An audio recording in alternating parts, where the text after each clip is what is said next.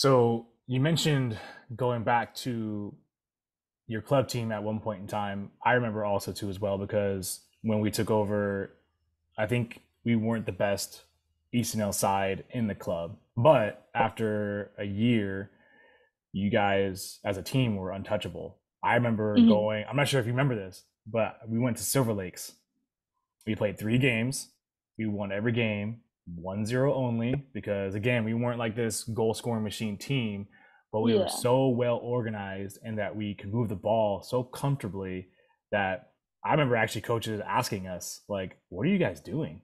And, Yeah. we kind of told them, but um, when you look back to going from an average side to now excelling, from a player's perspective, what was it? Was it training more? Was it having two coaches at that point in time in your club career? Like, was it just the natural growth of that time of like, age? I have my own opinions from a coaching Mhm. perspective, but like, what was it on your end to go from kind of feeling like, man, we're struggling to now like, man, like people can't touch us?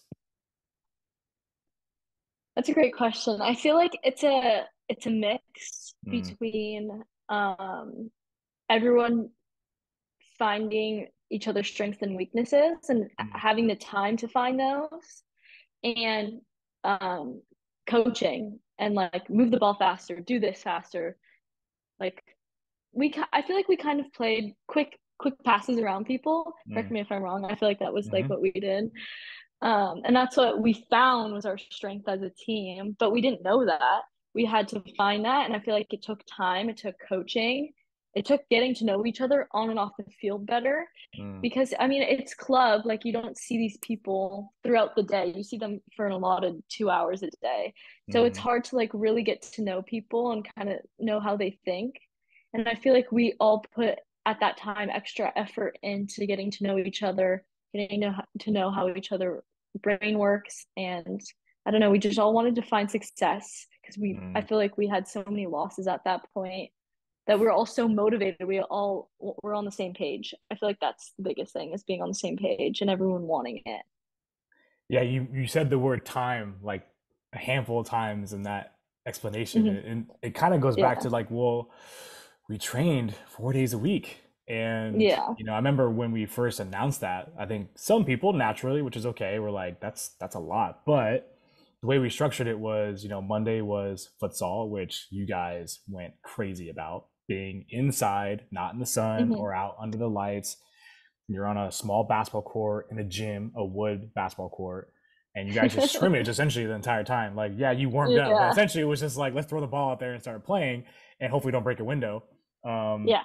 but then yeah, Tuesday, Wednesday, Thursday was actually on the field, and Mm-hmm. so 4 days a week. Then most of you guys, I'm assuming, probably rested on Friday. Then we had either an event or a game on the weekend. So it Mm-hmm. sounds like time, but also very thought out time. It wasn't like we're just going Mm-hmm. to train 2 hours a day, 4 days a week, and kind of like run you guys into the ground. Like it had to be an experience. Yeah. What looking back on those 4 days, what was did you look forward to the most Mondays, or did you enjoy also going on the field? Or like what was it when you look back, like, oh, I really loved this during training? Mm-hmm. I feel like I feel like no one's ever done futsal. I mean, I don't know in the club before, so it was new, and we're all like, "Oh, I don't know if we're gonna like this." But it honestly, like, when it was probably what, an hour, 2 hours, and we wanted to Mm, go for 3 hours. It was mm, just so fun because it's like you're playing like a little game, like a kid's game, mm-hmm, but it's like translates so much into the game. You don't even realize it. You're having fun. You're playing fast in a small space, getting the ball off your foot. And when someone scores, it's like, oh my God, yay, we scored because the the size was so small. yeah, I feel like we all just got addicted to it mm-hmm, because, and honestly, I feel like that's what helped us so much in the game because we started playing like it was just futsal. Like we all got closer together, started playing around people, and then we were finding more success. So I feel mm-hmm, like it fully translated into the game. And then I feel like on another practice on the field, we were focusing on like position play and like this Hmm. is what we would do in this position, we would do this in this position. So it's not like, okay, now go, let's go see you play. It was like strategic, like instructions. And I feel like that's sometimes missed. And I feel like that's what also brings success because once people know, oh, okay, I should play here and I should go into this space after, it Hmm. translates into the game. So I feel like those 2 days of the week were so important. And obviously playing for the other 2 days was very fun, very important. But I Hmm. feel like those were essential in for us to find success.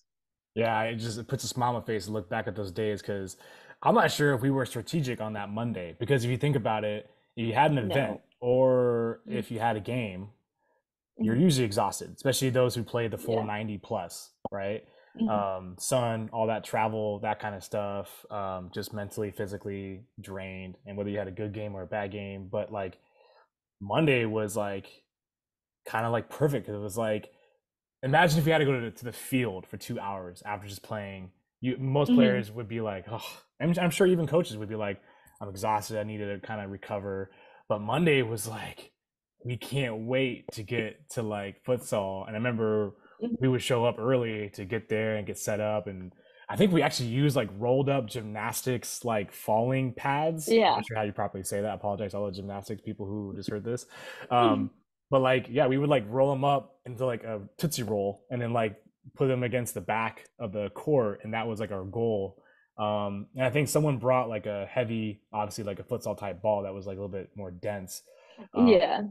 but yeah, I mean, you guys loved it. And I think also we had two teams doing it. So we had like the A team and the B team doing it. And yeah, you just saw the Mhm. results. Is that something that you would do in the future now that you're kind of, I don't want to say retired, but like if there was like a futsal league around, would you be like, oh yeah, I gotta go play that? Or I feel like at one point for sure. yeah. I I definitely I love soccer. I miss the game, Hmm. but my injuries have really taken a toll and Hmm. on my body, and I just kind of want to give my body some time before I put cleats back on and actually try. Because I like even this morning I went and passed the ball around, but I wasn't trying, you know. Um, I definitely think in my future for sure, but maybe not right now.